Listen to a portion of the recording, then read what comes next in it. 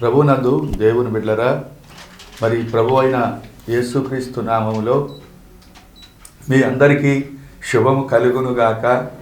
బాగున్నారా దేవుని బిడ్డలారా? మరి దేవుడు ఈ విధంగా మీ ఎదుటకు వచ్చి మరి దేవుని వాక్యాన్ని పంచుకోవటానికి దేవుడు నాకు అవకాశం ఇచ్చినందుకు నేను ఎంతగానో దేవుణ్ణి స్తుతిస్తున్నాను. పరిశుద్ధాత్మ దేవుడు నాలో ఉండి మరి ఈ యొక్క వాక్యము అందించాలని నాకు ప్రేరేపణ ఇచ్చాడు.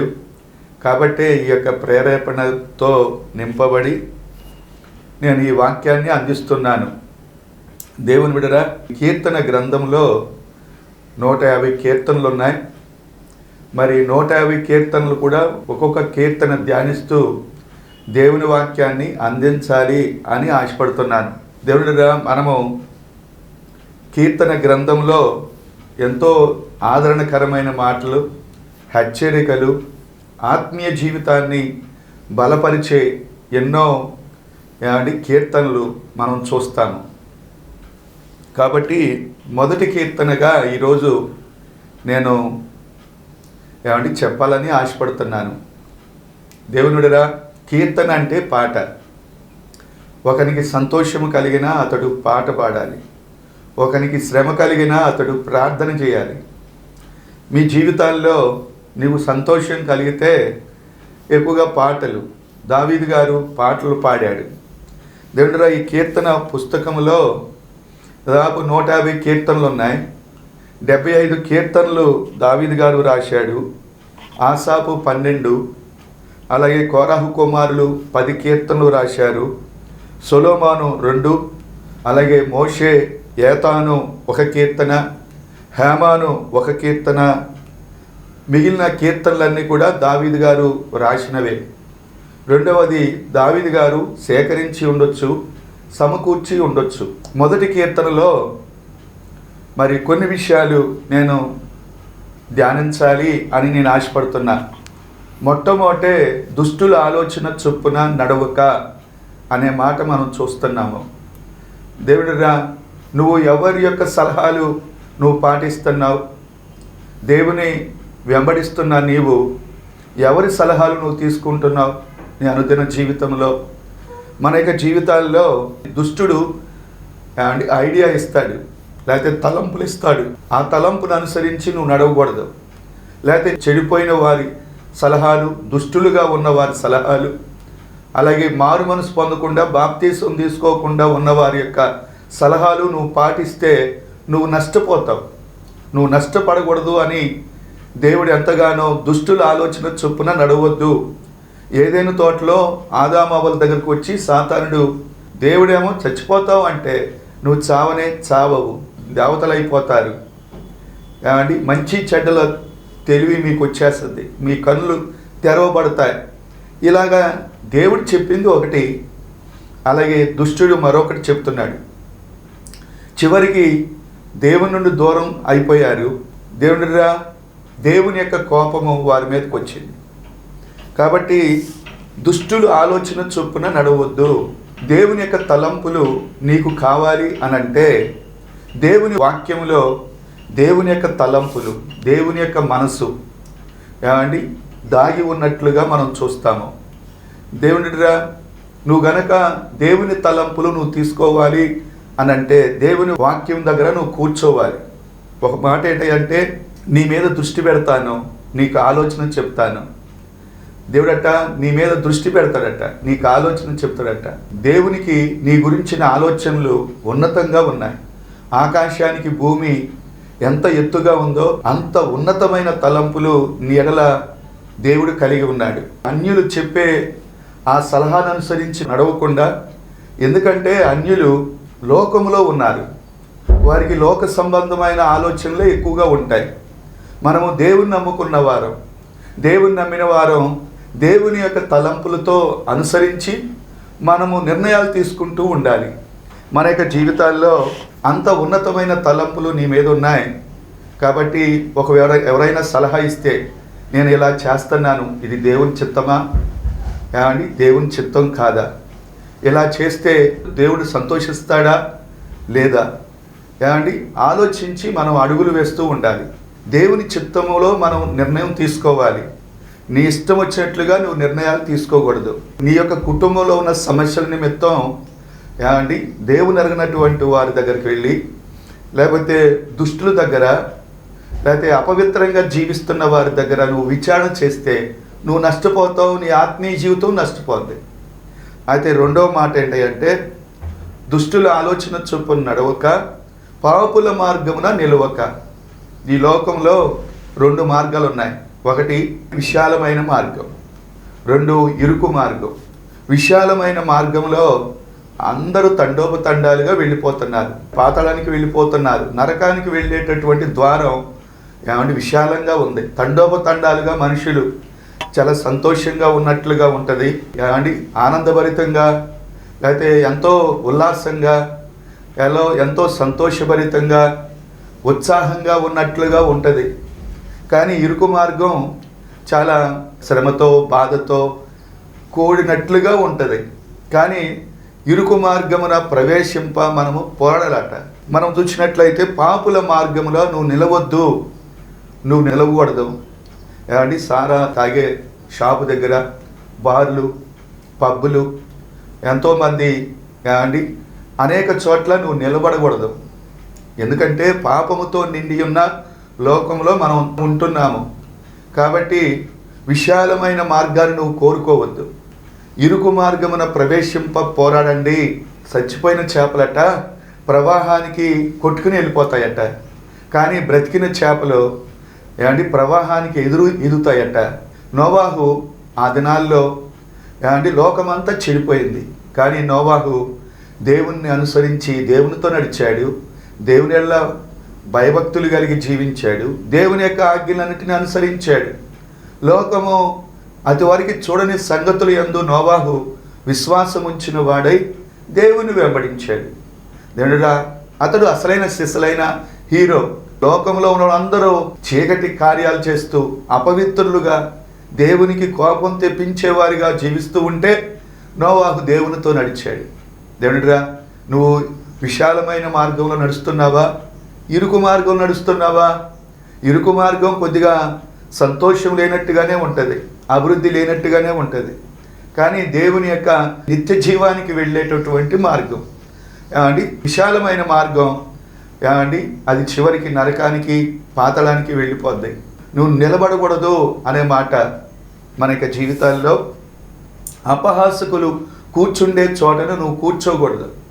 ఒక మాట దేవునిగా, నువ్వు ఎక్కడ కూర్చుంటున్నావు?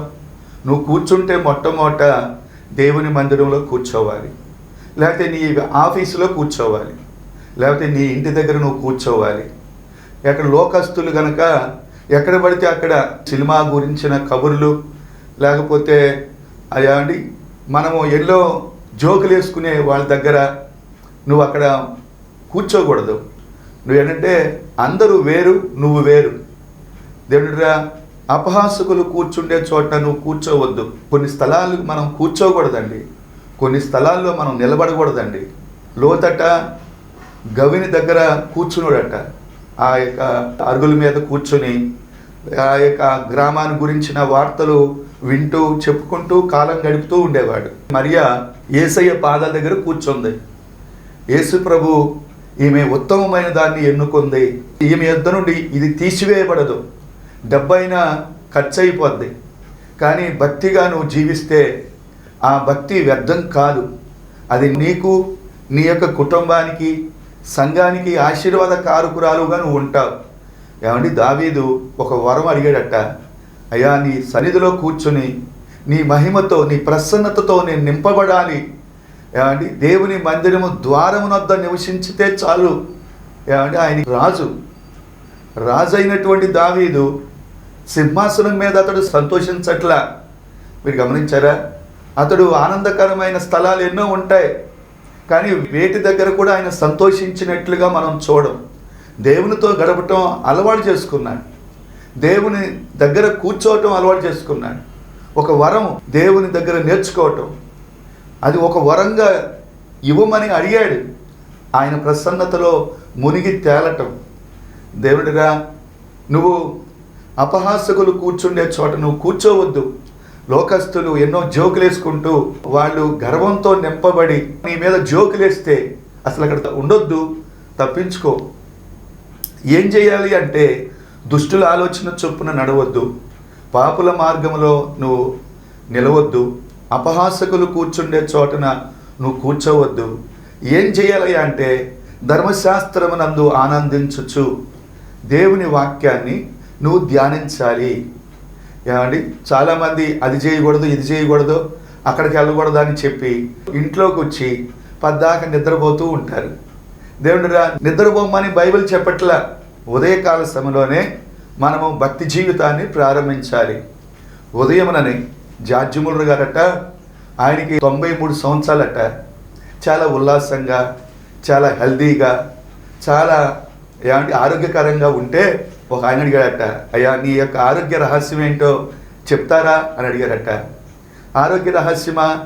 అయితే నేను ఉదయమున దేవునితో మాట్లాడకుండా నేను బయటికి రాను, దేవుని వాక్యము దేవుని మాటలు వినకుండా నేను ఎవరి మాటలు వినను, దేవుని ముఖాన్ని నేను చూస్తూ ఉంటా.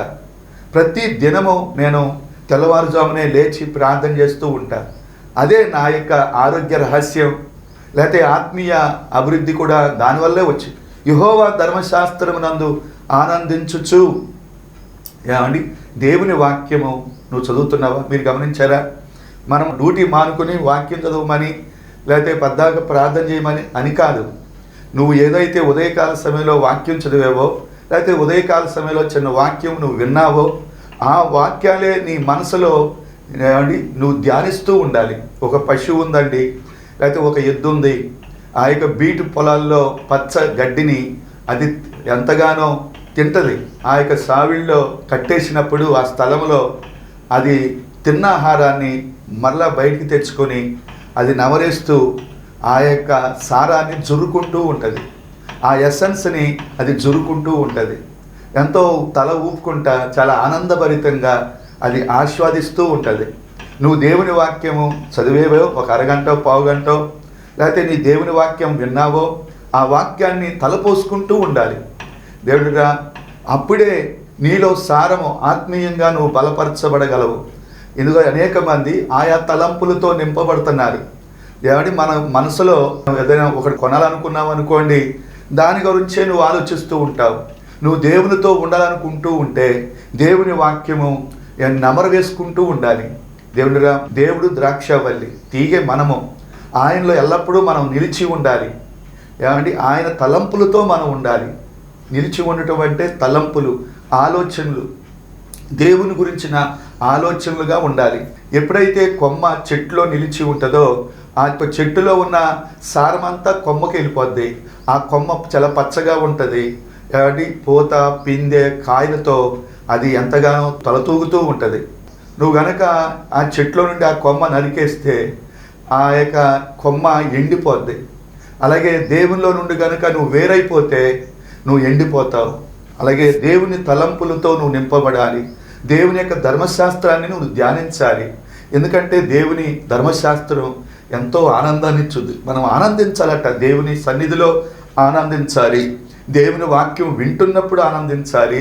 దేవుని వాక్యాన్ని ధ్యానిస్తున్నప్పుడు దేవుడిచ్చే ఆ తలంపులు, దేవుడిచ్చే ఆదరణ, ఆ క్రొత్త సారాన్ని దేవుడు మనకిస్తూ ఉంటాడు. దేవుని యొక్క పరిశుద్ధ గ్రంథము ఎన్నిసార్లు చదివినా అది క్రొత్తదనంగానే ఉంటుంది. నూతనం ఆ యొక్క సారము ఉబుకుతూ ఉంటుంది, జీవ ఓటలాగా ఉబుకుతూ ఉంటుంది. అయితే దేవుడు యెహోవా ధర్మశాస్త్రం నందు ఆనందించుచు దీవారాత్రము ధ్యానించువాడు ధన్యుడు. మీరు గమనించారా? ధన్యుడు అంటే అదృష్టవంతుడు, ధన్యుడు అంటే భాగ్యవంతుడు, ధన్యుడు అంటే ఆశీర్వదించబడినవాడు. అబ్బా, దేవుని యొక్క ధర్మశాస్త్రాన్ని అనుసరించి వాక్యాన్ని ఎదురుగా పెట్టుకొని అని కాదు, చదివిన ఏదైతే చదివావో, ఏదైతే నువ్వు విన్నావో ఆ ధర్మశాస్త్రాన్ని దీవారాత్రులు మనం ధ్యానిస్తూ మన తలంపుల్లో తెచ్చుకొని ఎంతగానో సంతోషిస్తూ ఉండాలట. అతడు నీటి కాలువల ఎవరోనో నాటబడినదై. మీరు గమనించారా దేవునిరా? ఏ చెట్టు అయితే ఆ నీటి ఓరన నిలిచి ఉంటుందో ఆ చెట్టు యొక్క వేళ్ళు నీటితో అది సంబంధం పెట్టుకుని ఆ యొక్క వేరు భాగము బలపరచబడుతూ ఉంటుంది. ఎప్పుడైతే ప్రక్కన నీరు ఉంటుందో చెట్టు భయపడదు. ఏంటంటే నేను ఎండిపోతానేమో, నేను కాయనేమో అనేది భయం ఉండదు. మీరు గమనించారా? అది నీటితో సంబంధం కలిగిన చెట్టుగా ఉన్నప్పుడు ఆ చెట్టు పచ్చగా ఉంటుంది. మీరు గమనించారా? మనము కూడా ఎవని మనసు నీ మీద ఆనుకొనునో వారిని నువ్వు పూర్ణ శాంతి గలవానిగా కాపాడుతావు. మనము దేవుని మీద ఆధారపడాలి, ఆనుకోవాలి. అది జీవజల ఓట. నీరు పరిశుద్ధాత్మకు గుర్తు, నీరు దేవునికి గుర్తు. మీరు గమనించారా? దేవునితో నువ్వు నడవాలి. దేవునితో అత్యంత సమీపస్తుడుగా నువ్వు ఉన్నప్పుడు, దేవునితో నువ్వు నడిచినప్పుడు, అనుదినము ఆ దేవునితో సహవాసం చేసినప్పుడు, దేవునిరా యెహోవా ధర్మశాస్త్రం నందు ఆనందించుచు దీవారాత్రులు దాన్ని ధ్యానించువాడు ధన్యుడు. అతడు నీటి కాలువల యోరను నాటబడినదై. నీటి కాలువల యోరను మీరు గమనించారా? నీటితో ఆ చెట్టు సంబంధం పెట్టుకుంటే అది ఎలా పచ్చగా ఉంటుందో మీరు గమనించారా? నువ్వు కూడా దేవునితో సంబంధం కలిగిన వ్యక్తువుగా పగలు రాత్రులు దేవునితో అంటుకట్టబడిన వ్యక్తువుగా, దేవుడిరా మనము చేదు ద్రాక్ష చెట్టుని మంచి ద్రాక్షవల్లితో అంటుకట్టబడినప్పుడు ఆ మంచి ద్రాక్ష కాయలే మనం కాయగలము. అసలైతే మనం పుట్టుకతో పాపులము. రక్షించబడక ముందు మనము పాపులము, రక్షించబడిన తర్వాత కూడా మనము రక్షించబడిన పాపులము. మీరు గమనించారా? పాప నియమాలు మనలో ఉన్నాయి. ఈ పాప నియమాలు మనలో నుంచి పోవాలి అంటే నీటితో మనం సంబంధం కలిగిన వారు, దేవుని వాక్యంతో అనుదినము ఎల్లప్పుడూ ధ్యానిస్తూ ఉండేటటువంటి వారంగా ఉండాలి. దేవుడిరా అప్పుడే మనలో పరిశుద్ధత అనేది ప్రారంభమవుద్ది. ఆయన పరిశుద్ధుడు. దేవుడిరా నువ్వు ఫలిస్తావు, దాన్ని ధ్యానించువాడు ధన్యుడు. అతడు నీటి కాలు ఎవరను నాటబడినదై. మన దేవుడిరా నీటి ఎవరను నాటబడిన చెట్టులాగా ఆకు వాడక, ఇంకా ఆకులేమి వాడవు, తన కాలు మందు ఫలమిచ్చు చెట్టు వలే ఉంటాడు. దేవుని వాక్యాన్ని కనుక నువ్వు ధ్యానిస్తే ఎంత అదృష్టమో.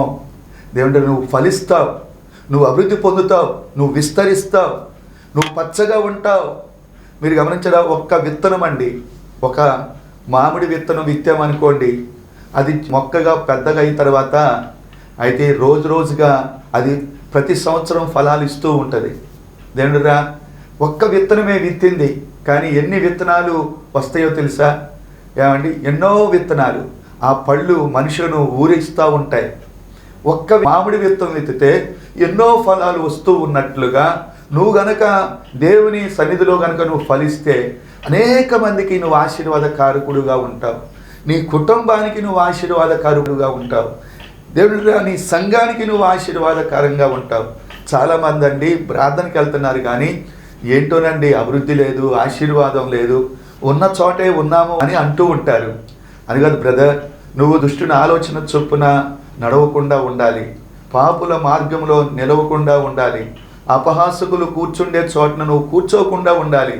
యెహోవా ధర్మశాస్త్రాన్ని నువ్వు ధ్యానించేవాడుగా ఉంటే అప్పుడు నువ్వు ఫలిస్తావు. దేవుడు నీలో ఉంటాడు, పరిశుద్ధాత్మ దేవుడు నిన్ను నడిపించడం ప్రారంభిస్తాడు. దేవుని యొక్క జీవజల ఓటగా నువ్వు ఉంటావు, నువ్వు ఫలిస్తావు. నీ యొక్క జీవితంలో, నీ వ్యాపారంలో ఫలిస్తావు, నీ కుటుంబ జీవితంలో, నీ దాంపత్య జీవితంలో, నువ్వు చదువులో తల్లి, నీ యొక్క వ్యాపారంలో, నీ ఉద్యోగంలో, నీ యొక్క భర్తగా భార్యగా నువ్వు ఫలిస్తావు. చాలామంది ఫలించట్లేదండి. చాలామంది మేము ప్రార్థనకి వెళ్తున్నామండి, మందిరానికి వెళ్తున్నాము, కానీ మాకు మేలు లేదు అనేక మంది అంటూ ఉంటారు. దేవునిరా అదృష్టవంతులు ఎవరు అంటే దేవుణ్ణి సరైన రీతిగా అర్థం చేసుకునేవారు. దేవుని యొక్క మనసు పరిశుద్ధ గ్రంథంలో మనం చూస్తాము, దేవుని యొక్క తలంపులు దేవుని వాక్యంలో మనం చూస్తాము. ఆయన మనసును, ఆయన గుణగణాలు, ఆయన యొక్క గుణలక్షణాలు పరిశుద్ధ గ్రంథంలో మనము చూస్తూ ఉంటాము. నువ్వు ఫలిస్తావు. అతడు చేయదంతయు సఫలమగుద్ది. నువ్వే పని అయితే చేస్తావో దానిలో నువ్వు సఫలీకృతం అవుతావు. ఇది వాగ్దానం అండి. అతడు చేయదంతయు సఫలమవుద్ది అనేది ఇది ఒక వాగ్దానం. నువ్వు చేసే పనిని దేవుడు సక్సెస్ చేస్తాడు. ఎప్పుడయ్యా అంటే దేవుని వాక్యాన్ని నువ్వు ఎక్కువగా ధ్యానించినప్పుడు, ఆ నీటి ఓట దగ్గర నువ్వు ఉన్నప్పుడు, నువ్వు దేవుని మీద ఆధారపడినప్పుడు, దేవునితో నడిచినప్పుడు, దేవునితో సహవాసం చేసినప్పుడు, దేవుని సన్నిధిని నువ్వు ప్రేమించినప్పుడు దేవుడిని నువ్వు వర్ధలు చేస్తాడు. యోసేపు ఉన్నాడండి, దేవుడు ఆయనకి తోడై ఉన్నాడట. అంటే దేవుని ఇక జీవజల ఓటగా యోసేపులో ఉన్నాడు. అలాగే హిజ్కియాకు దేవుడు తోడుగా ఉన్నట్లుగా, దానియేలుకు దేవుడు తోడై ఉన్నట్లుగా మనం చూస్తాము. నువ్వు ఫలభరితంగా ఉంటావు తల్లి. నువ్వు యవనస్తుడుగా, యవనస్తురాలుగా నువ్వు వర్ధిల్లుతావు. నీకు ఏ కొదువ ఉండదు. ఏమండి, సింహపు పిల్లలు లేమిగలవై ఆకలి కొనుక్కుంటాయి, కానీ యెహోవాను ఆశ్రయించు వానికి ఏ మేలు కొదువై ఉండదు. సింహపు పిల్లలైనా లేమి కలిగి ఆకలి ఉంటాయి, కానీ యెహోవాను ఆశ్రయించు వానికి ఏ మేలు. దేవుడు నీకు భద్రత ఉంటుంది, క్షేమాన్ని ఇస్తాడు, మన శాంతిని ఇస్తాడు, సంతోషం ఇస్తాడు, నెమ్మదిస్తాడు. ఆయనే నీకు కాపరిగా ఉంటాడు.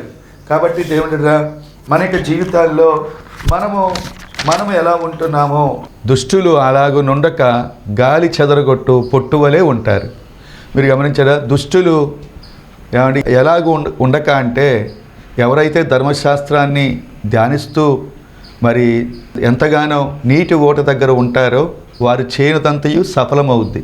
కానీ దుష్టులకి అలాంటి అవకాశం లేదు. దుష్టులు గాలికి చెదరగొట్టు పొట్టువలే ఉంటారు. పొట్టు పై పొర. మీరు చాలామంది దేవుని ఎరిగినటువంటి వారు చాలా డబ్బున్న వాళ్ళలాగా, చాలా జ్ఞానవంతులుగా ఉన్నట్టుగా, చాలా సంతోషంగా ఉన్నట్లుగా, ఎంజాయ్మెంట్ చేస్తున్నట్లుగా ఉంటారు. కానీ వారు మీరు గమనించారా? దుష్టుల యొక్క ఆశీర్వాదం నిలవదండి, అది కొద్ది కాలమేనండి. మీరు గమనించారా? చిచ్చుబుడ్డి వెలిగించినప్పుడు తుస్సుమని పైకి లేస్తుంది, ఒకేసారి ఆగిపోద్ది. అలాగే వారు కూడా, దుష్టులు కూడా అభివృద్ధి పొందినట్లుగా, ఆనందించినట్లుగా, జ్ఞానవంతులుగా ఉన్నట్లుగా ఉంటారు. వాళ్ళ యొక్క వాళ్ళు పాతాళానికి వెళ్ళిపోతారు. కాబట్టి దేవునిరా, మరొక మాట ఏంటంటే, నీతిమంతుల సభలో పాపులను నిలువరు, నీతిమంతుల మార్గము యెహోవాకు తెలియను. దేవునిరా, నువ్వు ఎక్కడికి వెళ్తున్నావో ఈ సంవత్సరంలో నీ యొక్క గమ్యం ఏంటో చెప్పగలుగుతావా అంటే మనం చెప్పలేము. అయితే నీతిమంతుల మార్గము యెహోవాకు తెలియను.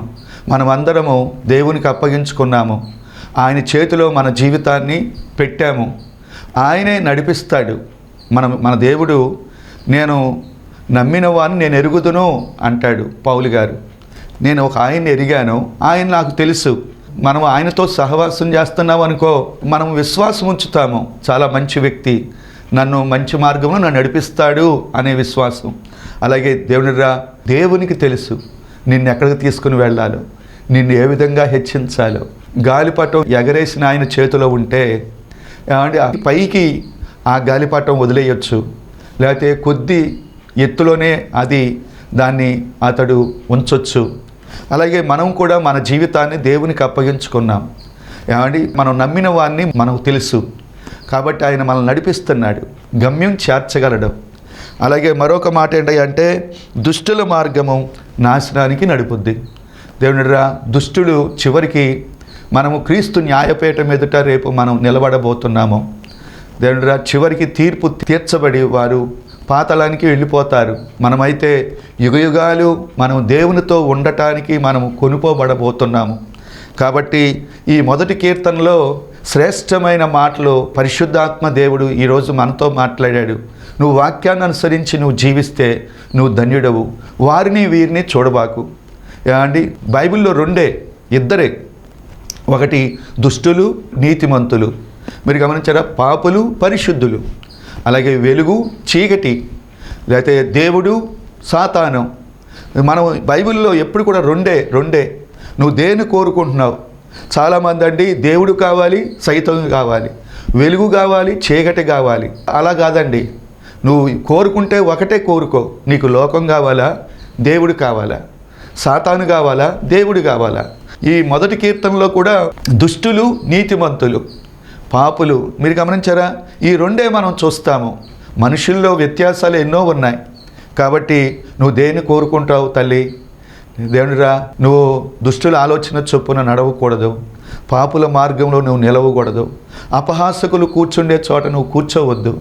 దేవుని వాక్యాన్ని మనసులో పెట్టుకొని ధ్యానం చేస్తూ వాక్యానుసారంగా నువ్వు అడుగులు వేస్తే నువ్వు ధన్యుడు అవుతావు. నీ మీద దేవునికి గొప్ప తలంపులు ఉన్నాయి. ఆ తలంపులు నీ జీవితంలో నెరవేర్చబడాలని దేవుడు ఆశపడుతున్నాడు. దేవుడి యొక్క పరిశుద్ధమైన వాక్యాన్ని దేవుని సన్నిధిలో దీవించును గాక. ప్రార్థన. తండ్రి, ఈ యొక్క పరిశుద్ధమైన ఈ యొక్క మొదటి కీర్తనను నీ బిడ్డల పక్షంగా నాయన పంచుకున్నాను. ప్రతి ఒక్కరికి మేలు దీవెన దయచేయండి ప్రభా. ఎవరైతే ఏ సమస్యలో ఉన్నారో వారి సమస్యల నుంచి పరిష్కరించు.